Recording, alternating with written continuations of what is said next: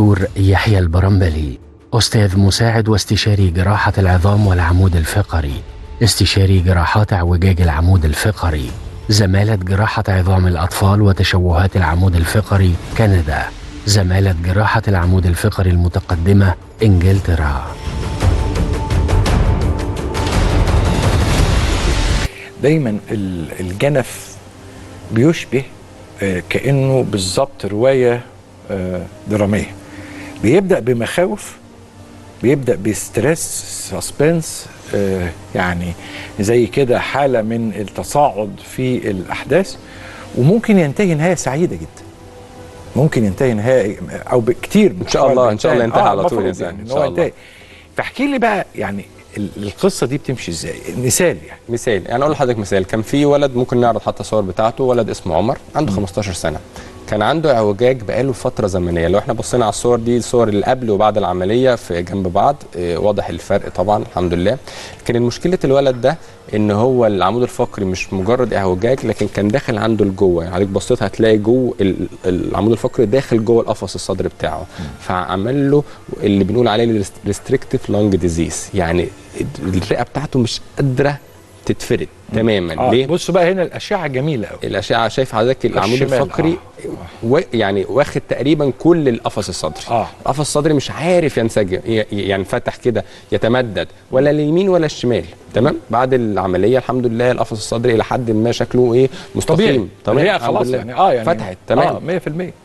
الولد ده جالي هو عارف انه عنده اعوجاج في العمود الفقري بقاله سنين، وخايفين يعملوا العمليه. بنعمل في الحاله اللي زي دي حاجه اسمها وظائف تنفس او pulmonary function test. لقيناها عنده كام؟ 30%.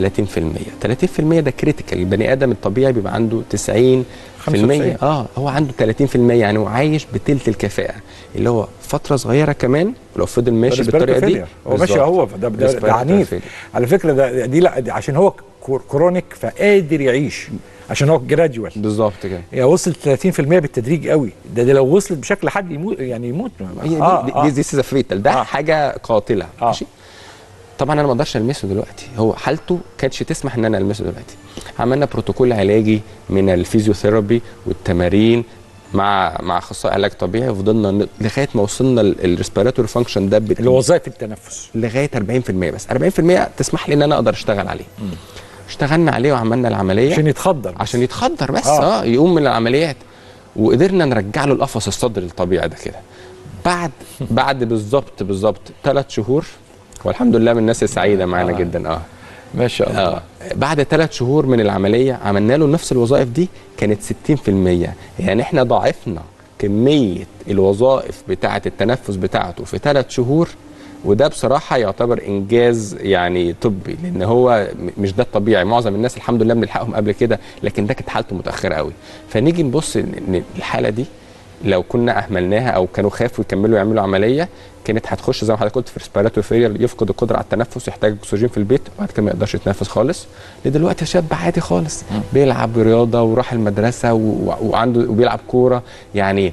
فالحمد لله نهايه سعيده، لكن علشان قدرنا نتدخل. لكن انا دايما بنصح الناس ان احنا ما نوصلش ايه اللي وصلوا للنقطه دي، ان هم كانوا خايفين يتدخلوا من الاول.